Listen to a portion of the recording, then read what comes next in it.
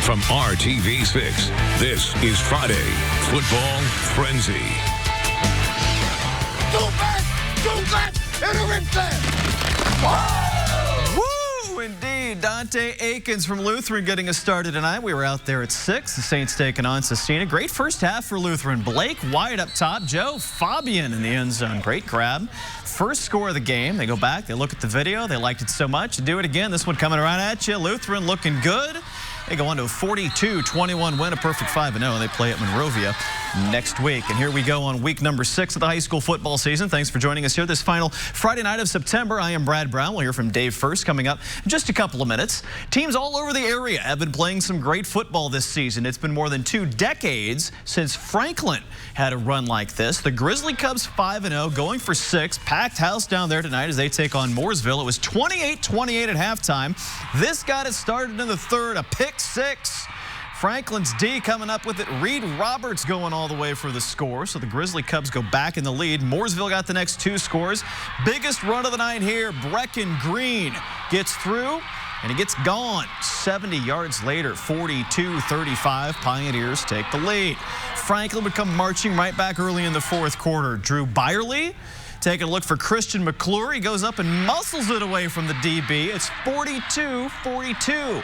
With a minute to go, though, the biggest call of the night. 4th down and 5. Mooresville goes for it. Over the top, Braden Evans with the catch. A 45-yard touchdown there. Gives them the lead, but they needed one more stop from the defense. Coach Gillen can't believe it. Dane Stevenson and Tommy O'Connor come up with the final stop. And there it is. What a game, what a night. 49-42 for Mooresville. A huge bounce back after a disappointing finish 1 week ago. I mean, after last week, it was such a disappointing loss last week. We felt like we kind of controlled that one like this one, and then like the pick here, let it get away late. But proud of my guys for hanging in there. It's so tough when you put points up and barely get over there on the sidelines, and they go right down and score. Mooresville has won 5 of the last 6 meetings against Franklin. Best game in the MIC tonight. Carmel and North Central. Some leads changing hands. This with under 7 minutes to go. Solomon Williams slinging one for Carmel. Colton Parker there. One play, 60-yard drive. That's the way to do it. Hounds take the lead on the PAT as North Central had the lead in this one. They come back. Panthers. Harry Abel throws it to the pylon. Thera Johnson goes and gets it. They missed the 2-point conversion, so it's still a 2-point game. North Central got a stop, got it back with a minute to go, able to Richard Hamilton. Watch him finish it off. Look at the sideline all fired up. That turned out to be the game winner. North Central's first win in 14 years over Carmel. Panthers are now 4-2. Warren Central takes the lead in the MIC tonight with Carmel's loss in this one.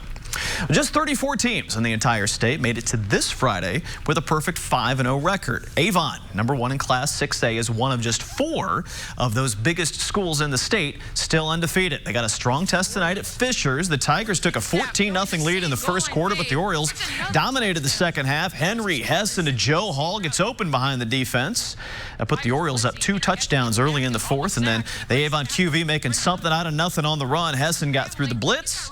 Got through the rest of the defense as well down the sidelines for the 40-yard score. Avon with a shutout in the second half. Their 6th straight win. They're home against Westfield next week. Let's finish one off back down to Johnson County. Whiteland hosting Martinsville. Whiteland, the orange and blue unis are one of my favorites. Strange play in the first quarter. Martinsville's pass is deflected. Ewan Nickham with the pick, but he stepped out of the end zone and back in. That, my friends, is a safety. So 2 points for Martinsville there. They would get the ball back as well and put some more points on the board. Tyler Cox runs that one in. All Martinsville early, all Whiteland after we left. Look at the Warriors getting the win, 25-16. They even their record at 3-3 on the season.